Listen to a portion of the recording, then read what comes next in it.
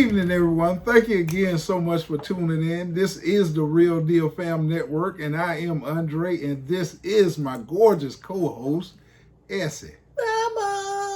Can you see it over there? I see it very clearly. That is the boss. Thank y'all so much for tuning in. If you hadn't had the opportunity, go ahead and hit that subscribe button. Subscribe.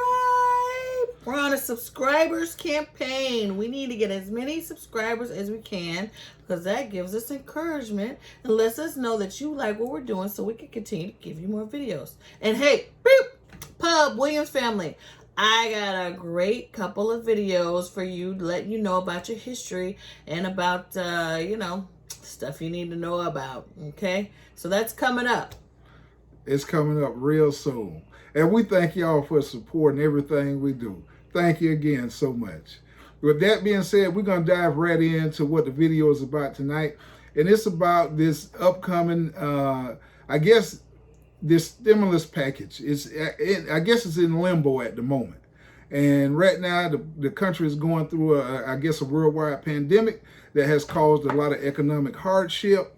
And it's only getting worse from here. And so I guess the government, Congress, and everybody's trying to get together and put together a package that can help create some sort of relief for the American citizens, as well as slip in a little bailout for the businesses.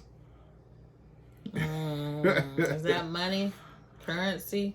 I don't know. I think it's an IOU. They just let you go places and be able to spend money that's I guess not real, but it allows you to go in there and get what you need.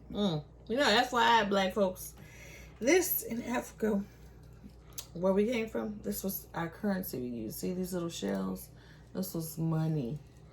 So right now, honey, you're rich. All right, I need to cash that in. It's your stimulus package. Yeah, girl, take that off. I let her slide this time.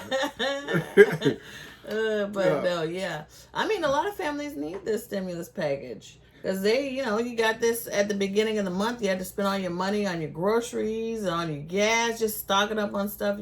And many people was paycheck to paycheck, so they, fiddling around, daddling with sending you your money.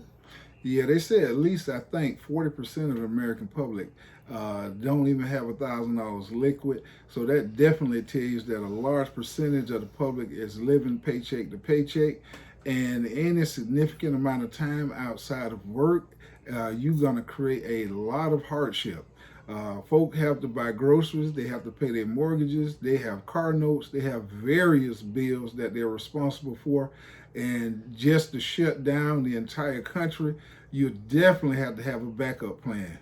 Because everybody don't have a nice large savings account or resources that they can activate at a drop of a dime. Yeah, and it's the end of the month, and guess who's coming? Rent man, mortgage man. Yeah. With that being said, if individuals don't have it, I think the government was saying that they are going to put a cease on evictions and foreclosures. And you're not supposed to charge, nobody's supposed to charge late fees. Different businesses and companies, electricity companies and utilities are not going to they're not supposed to be turning your lights off and your oil and gas and that different kind of stuff off. So we shall see. I'm sure if that persists, they can't stay in business either with allowing people not to pay. So, well, that's the entire purpose of the stimulus.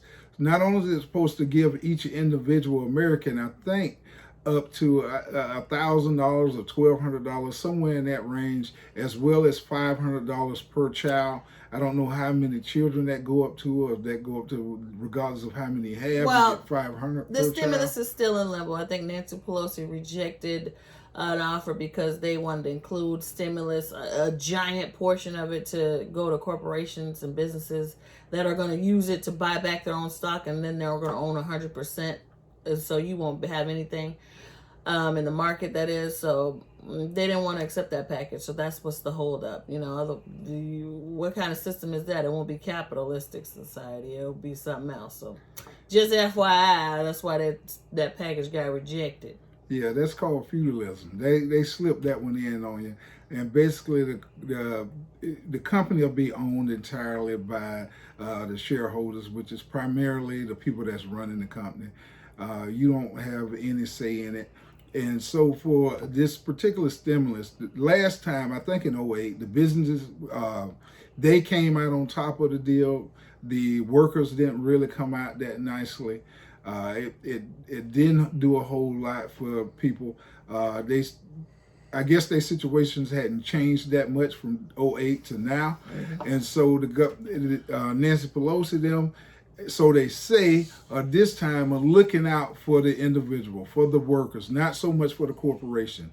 And if they do bail out the corporations, they're going to have to, I guess, work with the way that they want them to go about distributing the money in terms of reinvesting to the company and not laying off workers, and definitely not buying their own stock.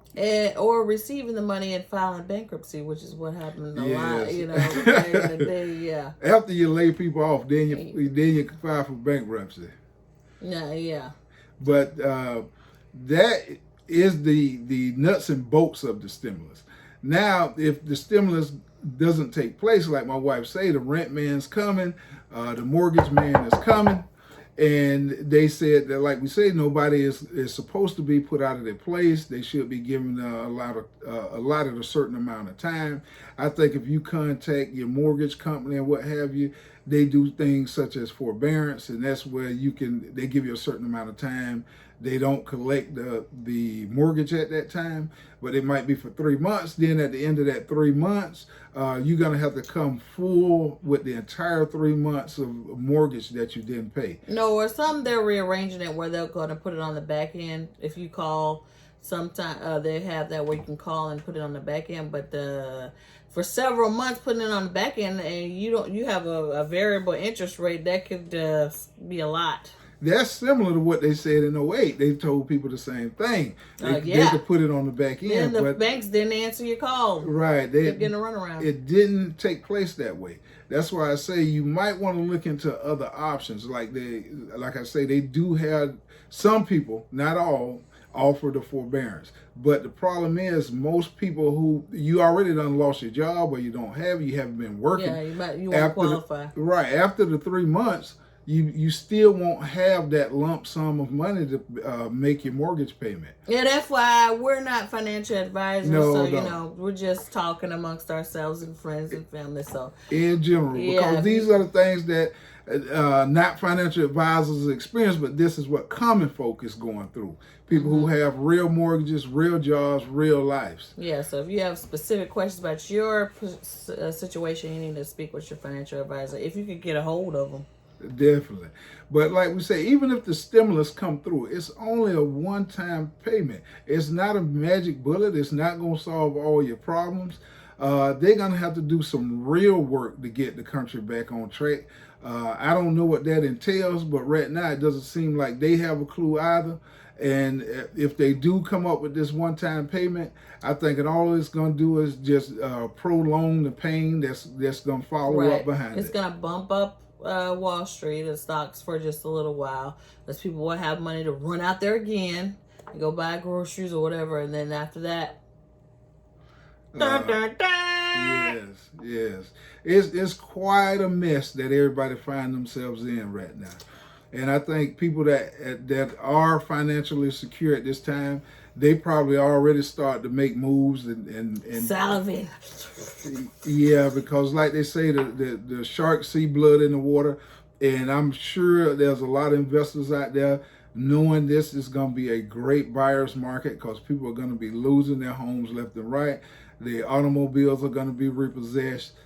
Businesses are going to go under.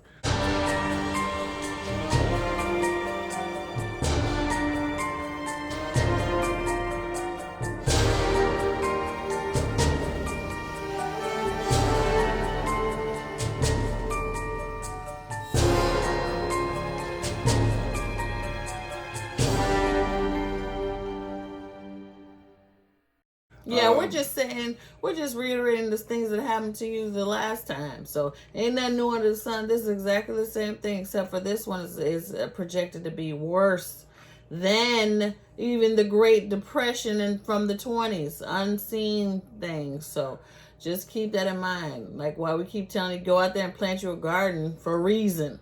Yes, just be weary of things. You can see things. It actually was bubbling up on the surface before this whole pandemic started, but it definitely exposed a lot of weaknesses in the economy, and now I mean it's painful. Like I say, a lot of people are not working. The businesses are probably getting ready to have to lay them off anyway. So at this point, retirement funds. Everything's on the table. Retirement funds are the only thing that's supporting the market and holding it up. So, FYI, you take that for what you need, but we're just letting you know. Right. Just be cognizant of all the resources that you have. I think it's time to reevaluate everything. Your complete lifestyle, the bills that you have. You probably want to get rid of any non-essential bills that you have. I think the common man's feeling like, Wall Street's not looking out for him. And when have they ever looked out for the common man? No, they look out for Wall Street. And Wall Street's already done the do. So. Yeah, but definitely get on top of your business. Find out what you need and what you don't need. And if you have any kind of money that's going out on, like I said, on non-essentials, I think you want to really reevaluate that and see if you want to proceed with it. The bare minimum to sustain. Right. Just until we can get over this and figure out what's going on.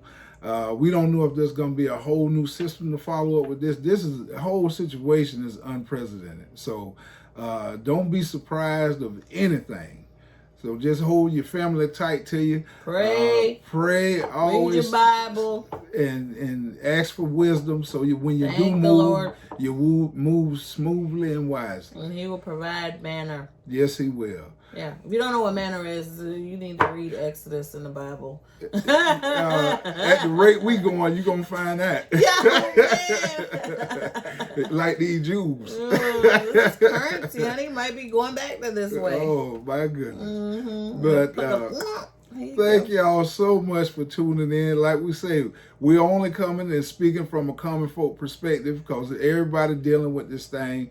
Nobody's coming in trying to be a specialist or anything. It's just family talking to family. Mm-hmm. We thank y'all so much for tuning in. And if you have any comments, please leave them below. We would love to hear anything you have to say and share with us. And again, good night. Good night.